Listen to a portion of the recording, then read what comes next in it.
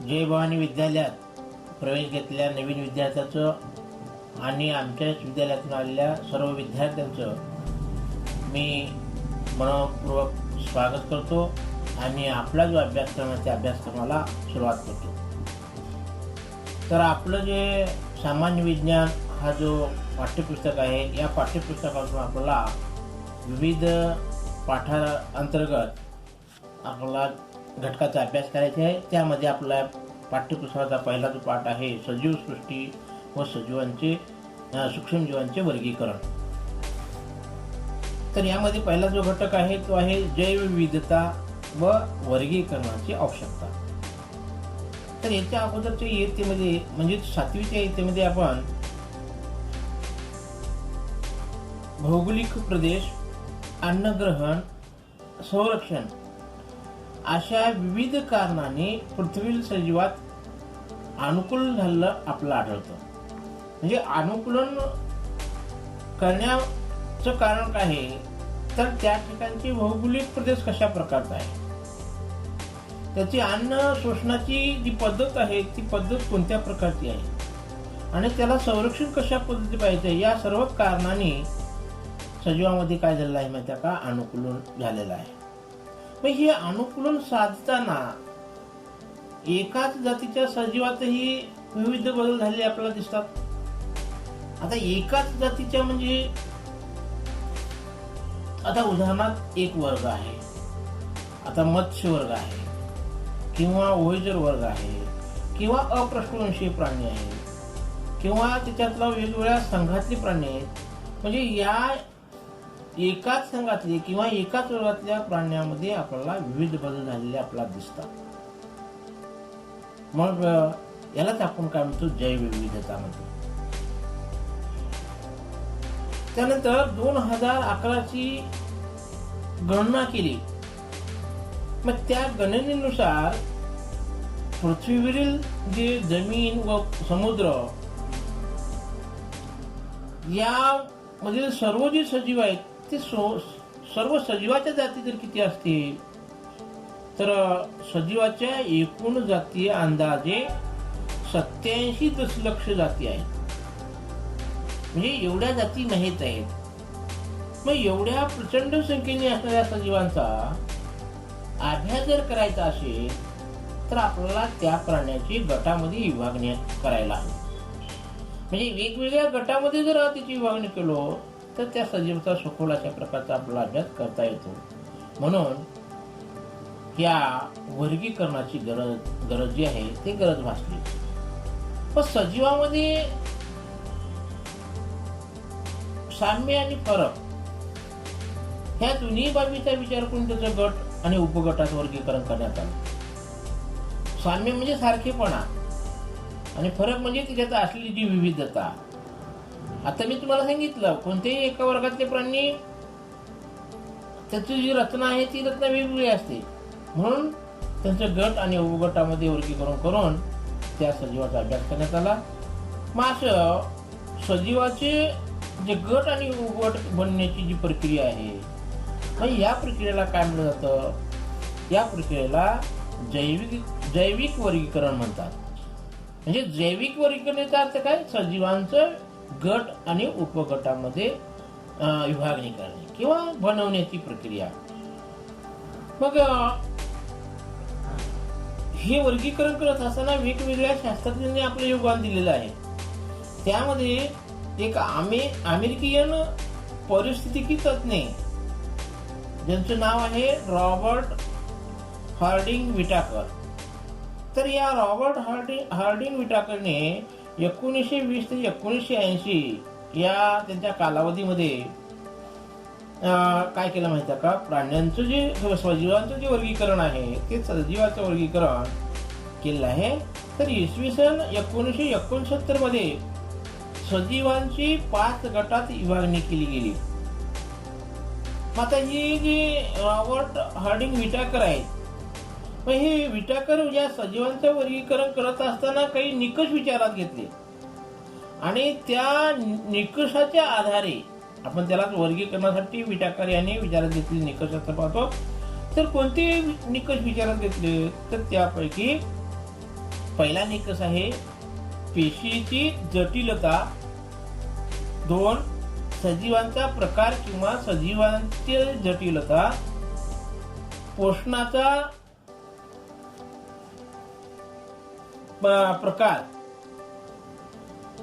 प्रकार आणि 4 नंबर आहे जीवन पद्धती आणि 5 आहे वर्गानुवंशिक संबंध. अशा पद्धतीनं हे 5 निकष विचारात घेऊन सजीवांचं विविध गटात आणि उपगटात वर्गीकरण करण्यात आलं.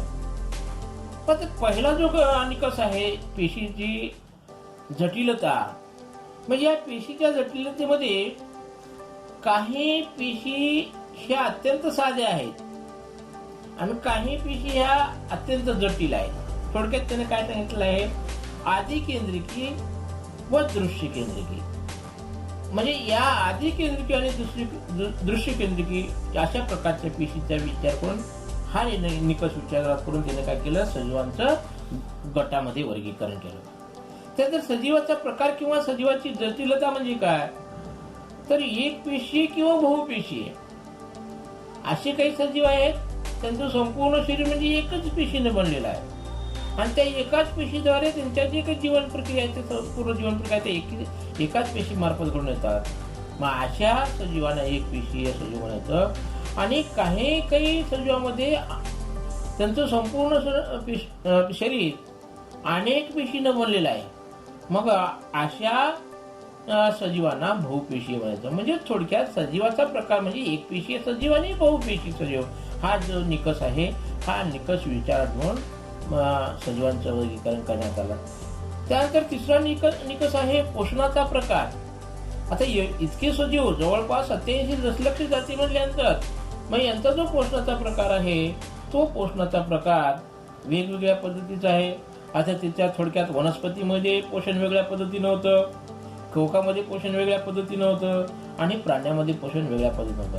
मग वनस्पतीमध्ये होणारं जे पोषण आहे ते स्वयंपोषण आहे किंवा त्या वनस्पतीला स्वयंपोषी म्हणलं जातं. आता वनस्पतीला स्वयंपोषी का म्हणलं जातं, तर प्रकाश संश्लेषण त्याच्यामध्ये घडून येतं. आता सर्वच वनस्पती नाही तर जे काही हिरव्या वनस्पती आहेत त्या हिरव्या वनस्पतीमध्ये प्रकाश संश्लेषण घडून येतं. मग तो एक पोषणाचा प्रकार. दुसरा कवके परपोषी. आता परपोषीमध्ये म्हणल्यानंतर मृत अवस्थेतून अन्न शोषून घेतात. म्हणजे मृत अवस्थेत म्हणजे जे कुजणारे जे पदार्थ आहेत अशा कुजणाऱ्या पदार्थापासून अन्न शोषून घेतात, म्हणून तरी त्याला परपोषी किंवा मर्तोपजीवी असं म्हणलं जातं. हा एक पोषणाचा प्रकार. आणि तिसरा प्रकार आहे परपोषी म्हणजे भक्षण. म्हणजे भक्षण म्हणजे अन्न पदार्थ गिळंकृत करणे किंवा अन्न पदार्थ खाणे. तर हा एक निकष आहे. म्हणजे पोषणाच्या प्रकारचा निकष म्हणून तिनं वर्गीकरण केलेलं आहे. आता चौथा निकष आहे जीवन पद्धती. आता जीवन पद्धतीमध्ये काही असे सजीव आहेत की ते सजीव स्वतः उत्पादक आहेत. आता उत्पादकामध्ये कोण येतं, वनस्पती. त्यानंतर काही सजीव असे आहेत भक्षक आहेत आणि ते भक्षक म्हणजे उदाहरणार्थ प्राणी. आणि विघटक असे काही सूक्ष्मजीव आहेत की ते काय करतात, कुजणाऱ्या पदार्थाचं विघटन होऊन आणतात. उदाहरणार्थ कवके. म्हणजे त्यांच्या जीवन पद्धती ह्या वेगवेगळ्या आहेत. ह्याचा सुद्धा विचार करून हा निकष विचारात घेऊन या विटाकरण वर्गीकरण सजीवांचं वर्गीकरण ह्या काही गटात केलेलं आहे. त्यानंतर शेवटचा जो निकष आहे तो आहे वर्गानुवंशिक संबंध. आता वर्गानुवंशिक संबंध म्हणजेच आधी केंद्रिकी ते दृश्य केंद्रिकी. एक पेशी हे ते बहुपेशी आहे. म्हणजे आधी केंद्रिकीपासून दृश्य केंद्रिकीपर्यंत किंवा एक पेशीपासून बहुपेशीपर्यंत हा जो संबंध आहे संबंध आहे हा सुद्धा एक निकषाचा बाब आहे. निकषाची बाब विचारात घेऊन या विटाकर म्हणजे रॉबर्ट हार्डिंग विटाकर या शास्त्रज्ञांनी सजीवांचं जे वर्गीकरण आहे आणि ते वर्गीकरण केलं. आणि आता पुढे आपण काय करू, पंचसृष्टी वर्गीकरण पद्धती कशा प्रकारची आहे ते आपण थोडंसं तक्त्याच्या सहाय्याने पाहू. तर आपल्या समोरचा हा तक्ता दिसतो. तर या तक्त्यामध्ये सर्वप्रथम सजीव दाखवलेला आहे. तर हे जे सजीवाचे पुन्हा काय केलं माहिती का, 2 प्रकारामध्ये त्याचं वर्गीकरण केलेलं. तर पहिला प्रकार आदिकेंद्रिकी आणि दुसरा प्रकार दृश्य केंद्रिकी. आता आदिकेंद्रिकीमध्ये एक पेशी आहेत आणि दृश्य केंद्रिकीमध्ये सुद्धा एक पेशी आहे, परंतु आदिकेंद्रिकीमध्ये फक्त एक पेशीयच सजीव आहे, परंतु दृश्य केंद्रिकीमध्ये एक पेशीय सजीव आहेत आणि बहुपेशीय सजीव आहेत. आता आदिकेंद्रिकीमध्ये जी एक पेशीय सजीव आहेत ती एक पेशीय सजीवाची सृष्टी फक्त एकच सृष्टी आहे, ती म्हणजे मोनेरा. म्हणजे मोनेरा सृष्टीमध्ये जे काही सजीव येतात ती एक पेशीय असतात. परंतु जी दृश्य केंद्रिकीमध्ये जी एक पेशीय सजीव आहेत आणि तिची सृष्टी आहे सृष्टी 2 म्हणजे प्रोटिस्टा, म्हणजे प्रोटिस्टा सृष्टीमध्ये येतात. म्हणजे अशा प्रकारे आपणाला या सजीवाचं वर्गीकरण करत असताना सर्वप्रथम कशाचा विचार घेतला आहे? पेशीच्या जटिलतेचा विचार घेतला आहे. पुन्हा नंतर त्याच्यामध्ये असणाऱ्या पेशीच्या संख्येचा विचार करून त्याचं वर्गीकरण केलं आहे. मग इथे हे जे 2 सृष्टी दिसतात आपल्याला, मोनेरा सृष्टी आणि प्रोटिस्टा सृष्टी, ह्या दोन्ही सृष्टीतले जे सजीव आहेत ते एक पेशी, म्हणजे संपूर्ण जे शरीर आहे ते शरीर एकाच पेशीने बनलेलं आहे. आता त्यानंतर दृश्य केंद्रिकेमध्ये पुढचा प्रकार आहे बहुपेशीय. या बहुपेशीयमध्ये परत 3 सृष्टीचा समावेश करण्यात आलेला आहे.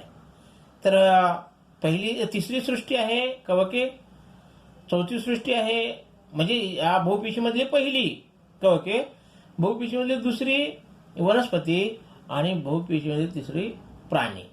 परंतु सजीवाची जर सृष्टी किती म्हटलं तर एकूण 5 सृष्टीमध्ये सजीव विभागलेले आहेत. म्हणजे जी पंचसृष्टी जी पद्धत आहे ती पंचसृष्टी म्हणजे 5 सृष्टीमध्ये इथं वर्गीकरण करण्यात आलेलं आहे. मग पहिली सृष्टी मोनेरा, दुसरी सृष्टी प्रोटिस्टा, तिसरी कवके, चौथी वनस्पती आणि 5वी प्राणी. आता तिसरी जी सृष्टी आहे कवके, याच्यामध्ये वेगवेगळे गुणधर्म तिनं इथं सांगितलेलं आहे. ते काय त्याच्यामध्ये काय असतं, त्यानंतर ते कशा प्रकारे जीवन जगू शकतात असं सांगितलं आहे. तर कवकाचं जर लक्षण पाहिलं तर त्या कवकाला पेशीभित्तिका असते आणि त्या प्रकाश संश्लेषण क्रिया करू शकत नाहीत. म्हणजे त्यांच्यामध्ये हरित द्रव्य नसल्या कारणाने त्यांच्यामध्ये प्रकाश संश्लेषण करण्याची क्षमता नसते. परंतु वनस्पती ह्या पेशीभित्तिका असणाऱ्या आहेत, पण प्रकाश संश्लेषण क्रिया त्यांच्यामध्ये घडत असल्या कारणाने ते स्वतःचं अन्न स्वतः तयार करू शकतात. आणि जो 5वी सृष्टी आहे प्राणी, त्याच्यामध्ये पेशीभित्तिका नसतात. म्हणजे याच्यातलं ठळक वैशिष्ट्य सांगितलेलं आहे. म्हणजे सृष्टी 3 आणि सृष्टी 4 मध्ये पेशीभित्तिका असतात, परंतु जी 5वी सृष्टी आहे त्याच्यामध्ये पेशीभित्तिका नसते. हा एक विचारात घेऊन या इथं सजीवांचं जे वर्गीकरण आहे ते सजीवाचं वर्गीकरण अशा प्रकारे या पंचसृष्टीमध्ये केलेलं आहे. तर हे झालं पंचसृष्टी वर्गीकरणाची पद्धत. आता याच्यानंतर आपण काय करू, एका सृष्टीची जे काही गुणधर्म आहेत किंवा जे लक्षणे आहेत त्या लक्षणांचा आपण अभ्यास करू. तर याच्यामध्ये जी पहिली सृष्टी आहे एक मोनेरा,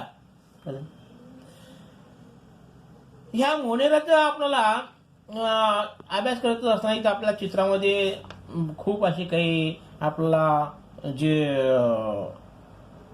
सजीव आहेत ते सजीव आपल्याला दिसतात. तर ह्या सजीव आपल्याला अजून जर पाहायचं असेल तर आपल्याला एका कृतीद्वारे आपल्याला करता येतं.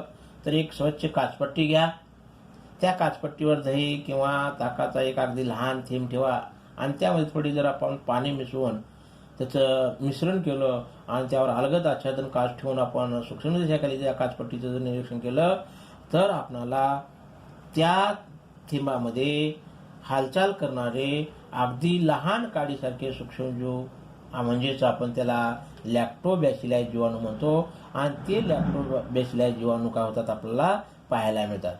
तर ही जी मोनेरा सृष्टी आहे या मोनेरा सृष्टीत सर्व प्रकारच्या जीवाणूचा व नीलहरित जे शैवाल आहे या शैवालाचा समावेश होतो. तर आपल्याला ह्या जे आपल्या समोर जे चित्र दिसतं त्या चित्रामध्ये विविध प्रकारचे जे मोनेरा सृष्टीचे सजीव आहेत ते सजीव आपल्याला दिसतात. उदाहरणार्थ क्लोस्ट्रोडियम टिटॅनी, त्यानंतर व्हायब्रिओ कोलेरी, त्यानंतर स्ट्रेप्टोकोकस न्यूमोनी, त्यानंतर सालमोनेला टायफी, त्यानंतर लेजिओनेला न्यूमोनी, त्यानंतर स्टॅफायलोकॉकस आरियस, आणि शेवटचा आता आपला जे सूक्ष्मजीव किंवा मोनेरास्ट्रेचं सजीव जर पाहायचा असेल तर कोलोस्ट्रिडियम बोट्युलियम अशा प्रकारचे काय माहिती काय हे जे सूक्ष्मजीव आहेत हे सूक्ष्मजीव आपल्याला या मोनेरा सृष्टीची उदाहरणं सांगता येतात किंवा मोनेरा सृष्टी अशा प्रकारचे विविध सूक्ष्मजीव पाहायला मिळतात. मग आता ह्या जे सृष्टी मोनेरा आहे, मोनेरा सृष्टीची काही लक्षणे आपण अभ्यास. तर या मोनेरा सृष्टीची आपण काही लक्षणे पाहू. तर त्यामध्ये पहिलं लक्षण आहे, या सृष्टीतले जे सजीव असतात ते सजीव एकपेशीय असतात. नंबर 2 लक्षण आहे, हे जे सजीव असतात हे सजीव पोषणाच्या बाबतीत जर पाहिलं तर दोन्ही प्रकारचे असू शकतात, म्हणजे स्वयंपोषी किंवा परपोषी. काही सजीव स्वतःचा अन्न स्वतः तयार करतात, तर काही सजीव अन्नासाठी दुसऱ्यावर अवलंबून असतात. तर हा एक दुसरा गुणधर्म. आणि तिसरा गुणधर्म आहे, हे आधिकेंद्रिकीय असतात. म्हणजेच या सगळ्यामध्ये जर आपण पाहिलं तर जी केंद्रकवाच्या बाबतीत किंवा पेशीच्या बाबतीत असतात, साधी पेशी असतात असं आपल्याला दिसून येतं. तर हे झालं सृष्टी मोनेरा. आता दुसरी सृष्टी आहे प्रोटिस्टा.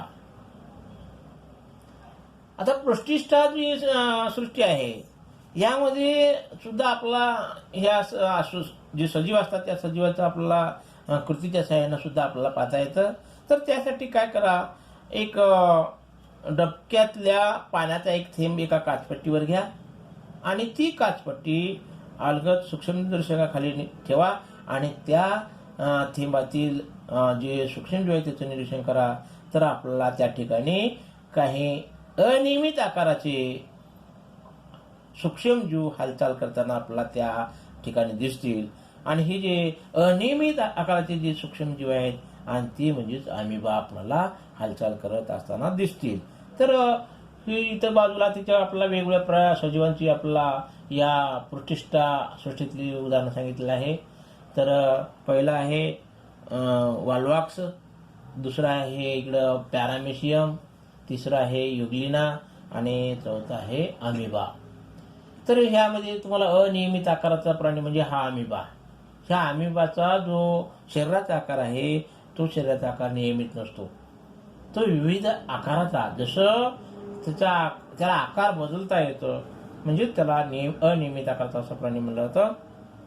तर यामध्ये जे युग्लिना जे प्राणी आहे, हा युग्लिना प्राणी स्वतःचं अन्न स्वतः तयार करतो. म्हणून वर सांगितलेल्या गुणधर्मानुसार हे जे प्राणी आहेत हे प्राणी काय आहेत, स्वयंपोषी असतात. आता अमिबा किंवा पॅरामेशियम हे नसतात, पण तो युग्लिना हा एकमेव असा प्राणी आपल्याला आढळतो की तो स्वतःचं अन्न स्वतः तयार करतो. आतापर्यंत आपण पाहिले हिरव्या वनस्पती स्वतःचं अन्न स्वतः तयार करतात, पण तो हा जो युग्लिना आहे हा युग्लिना काय करतो, स्वतः अन्न तयार करतो. त्यानंतर आपल्याला ह्या प्रोटिस्टाची आपल्याला लक्षणे पाहिजेत. तर त्याच्यामध्ये पहिलं लक्षण आहे, या सृष्टीतील जे काही सजीव असतात ते एकपेशीय असतात आणि त्याचं जे केंद्रक आहे ते केंद्रक पटलबद्ध असतं. म्हणजे केंद्रकाच्या सभोवताली काय असतो, आवरण असतं. दुसरं लक्षण आहे, ह्याला या सृष्टीतील प्राण्यांना हालचाल करण्यासाठी विविध प्रकारची हालचाल करणारे अवयव असतात. प्रचलनासाठी वेगवेगळ्या प्रकारचे अवयव असतात. आता उदाहरणार्थ छद्मपाद, रोमके आणि कशाभिका यापैकी कोणत्याही एक प्रकारचं एखाद्या प्राण्याला जे हालचाल करण्यासाठी किंवा प्रचलन करण्यासाठी अवयव असतं. तर हे एक ह्याच्यातलं लक्षण दिसून येतं. तिसरं लक्षण आहे, पोषण दोन्ही प्रकाराने होते. आता पोषण दोन्ही प्रकाराने होते म्हणजे स्वयंपोषी आणि परपोषी. आता तुम्हाला सांगितलं अमिबा हा परपोषी आहे, तर युग्लिना हा स्वयंपोषी आहे. म्हणजे अशा प्रकारे काय होतं माहिती आहे का, हे या संघाची काही लक्षणं. आणि या संघातले आपण इथं युग्लिना आणि अमिबा असं दाखवलं आहे. तर हे प्राण्यांबरोबर आपण वाल्व्याक्स आणि हे पॅरामेशियम सुद्धा या प्रोटिस्टा सृष्टीची उदाहरणं सांगू शकतो. आता तिसरं उदाहरण आहे, तिसरं सृष्टी आहे कवक.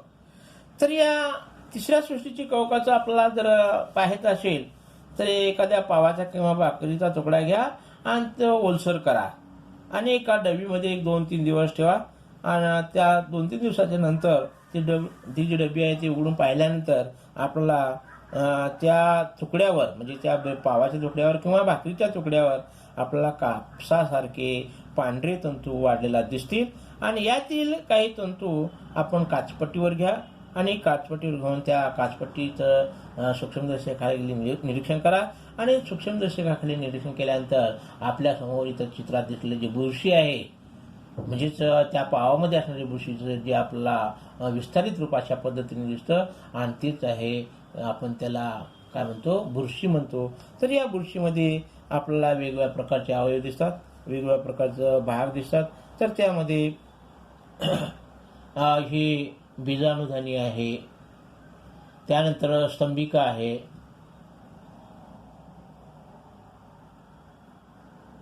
बीजाणुधनी स्तंभिका, बीजाणुदानीधर आहे, ते पूर्ण बीजाणुदानीधर आहे. त्यानंतर मुलाब आहे, त्यानंतर भूस्तरिका आहे. अशा विविध भाग ह्या आपल्याला सूक्ष्मदर्शकाखाली पाहिल्यानंतर या बुरशीमध्ये दिसतात. तर ही ह्याचं लक्षण आहे. तर ही जी बुरशी आहे हे किंवा म्युकर आहे हे परपोषी आहे. परंतु कसलं परपोषी आहे तर हे मृतोपजीवी आहे. म्हणजे कुजणारे जे पदार्थ असतात त्या कुजणाऱ्या पदार्थावर आपली उपजीविका करतात.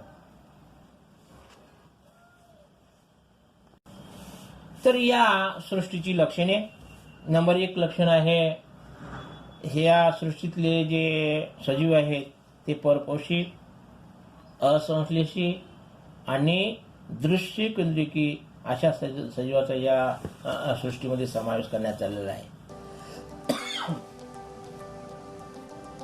परपोषी म्हणजे तो दुसऱ्याने तयार केलेलं अन्न खाणे, असंश्लेषी म्हणजे कुजणाऱ्या पदार्थावर अन्न मिळवणे, अशा पद्धतीचे हे आहे. तर दुसरं जे लक्षण आहे बहुसंख्यक कवके हे मृतोपजीवी आहे. म्हणजे जास्तीत जास्त कवके हे जे कुजणारे जे पदार्थ असतात ते पदार्थ अन्न म्हणून खातात आणि त्या कुजलेल्या कार्बनी पदार्थावर ते जगतात. तिसरं लक्षण, कवकांची पेशीभित्तिका जी आहे ती पेशीभित्तिका असते, परंतु ती पेशीभित्तिका कायटिन या जटिल शर्करेपासून बनलेली असते आणि त्या कायटिन अशा जटिल शर्करेपासून बनल्यामुळे त्याचं काय होतं माहिती का, संरक्षण होतं. त्यात चौथं लक्षण आहे काही कवके तंतुरूपी असतात. तर त्या आतील पेशीद्रव्यामध्ये काय असतात, असंख्य केंद्रके असतात. तंतुरूपी म्हणजे धाग्यासारखे दोऱ्यासारखे असतात आणि त्यामध्ये खूप अशा प्रकारचे केंद्रक आपल्याला पाहायला मिळतात.